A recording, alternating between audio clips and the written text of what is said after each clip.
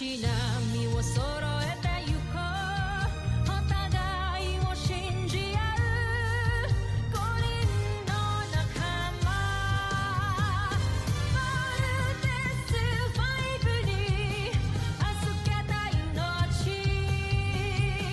飛ぶぜ宇宙の果てまでもみんなの笑顔ももう近い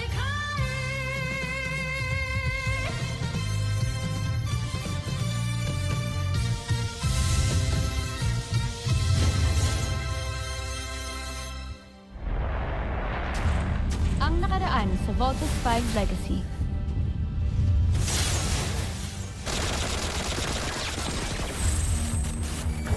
Hindi mo ako maiisahin. No.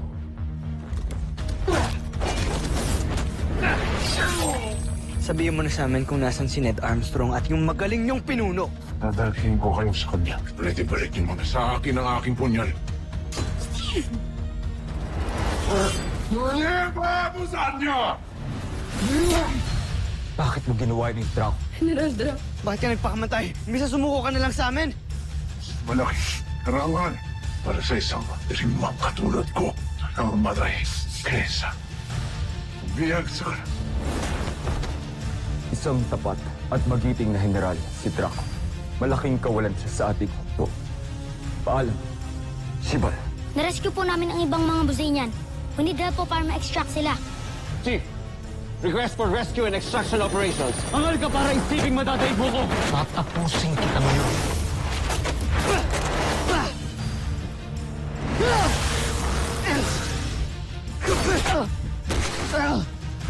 Tapos na ang laban, Zardos. Talo na kayo. Hindi ako uuwi ng luhaan sa Busan.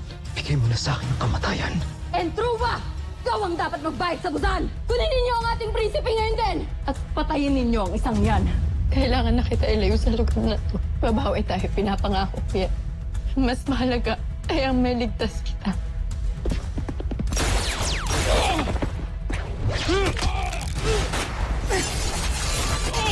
Team, Steve, okay ka lang? hindi ka na ako doon. Buti dumating kayo. Kailangan natin hapunin si Zardos. Wow! Mark! Simulan mo na ang paglayag. Wala na tayong oras. Nag-self-destruct na yung castle. Let's go! We caught the person who tried to kill Jamie. Doctor, who is he?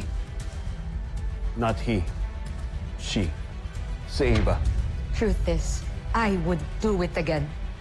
And next time, mapapatay na kita! And I will be working. And I will be ready for you. But for now, good luck with your date with the Judge Advocate General.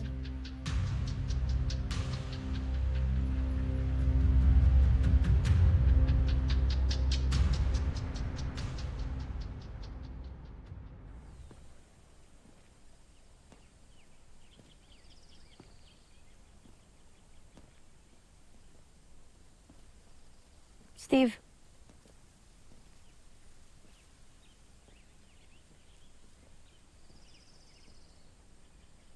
Kumusta? Pinunta ko si Ava.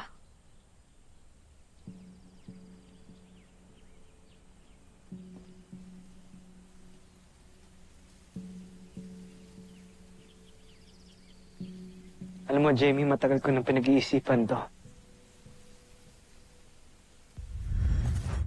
Pinakailaman ko yung phone mo dyan sa locker mo. Puro picture si Jamie. Be happy now. Dahil pinapakawalan na kita. I don't wanna sound rude. Pero we're not together anymore. Okay? So pinaasa mo lang ako.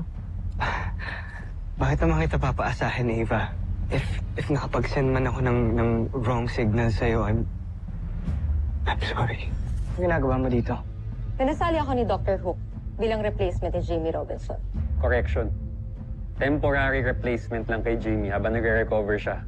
From her injuries, sa pakiramdam ko, galing from someone na kasama natin sa CBF.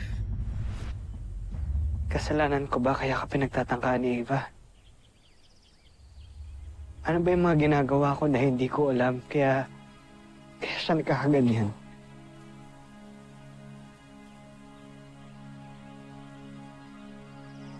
Dapat ba akong sisihin? Sa lahat ng nangyayaring masama sa kanya? Lalong-lalo na sa'yo. Steve, no, okay? Hindi mo kasalanan. Hindi na bata si Ava.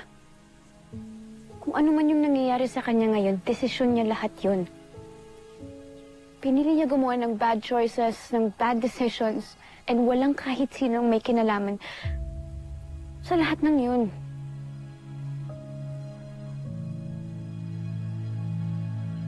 Kahit ikaw.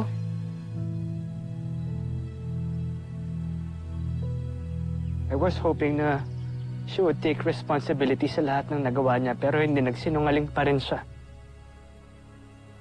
Matagal na ako may hinala eh. Alam ko na may kinalaman siya sa lahat ng nangyayaring masama sa'yo, pero wala akong ginawa against her. Kahit isumbong man lang kay Dr. Hook, i-report sa CBF, wala akong ginawa. Hindi sana hindi kanya nasaktan. Hindi sana hindi ka kamunti kang mamatay. Steve. It's okay. Nangyari na yun. Okay. It's okay.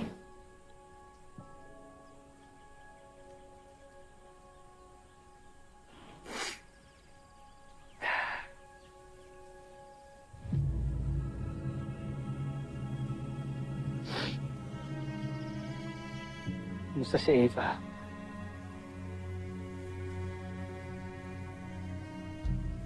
Mamatigas. But honestly, I know it's all just the front. Alam naman niya siguro nasira na yung buhay niya eh. Pero alam mo, nakakaawa din siya. Bakit di mo kaya siya puntahan? Dalawin mo siya sa detention cell. Palagay ko hindi na siguro dapat magpakita doon. Ayoko namang sumbatan siya, pagalitan o kaya kaawaan. Wala na rin naman akong gustong sabihin sa kanya, so huwag na siguro. Alam mo, pwede mo siya ipagdasal. Pagdasal mo siya na sana magbago na siya. Kasi yung mga ganung klaseng tao, alam mo, kailangan mo talaga sila ibagsak para matuto sila na mali yung ginawa nila. So if you ask me, pwede mo siyang ipagdasal. Sana malampasan niya lahat ng pagdadaanan niya ngayon. Sana matuto din siya.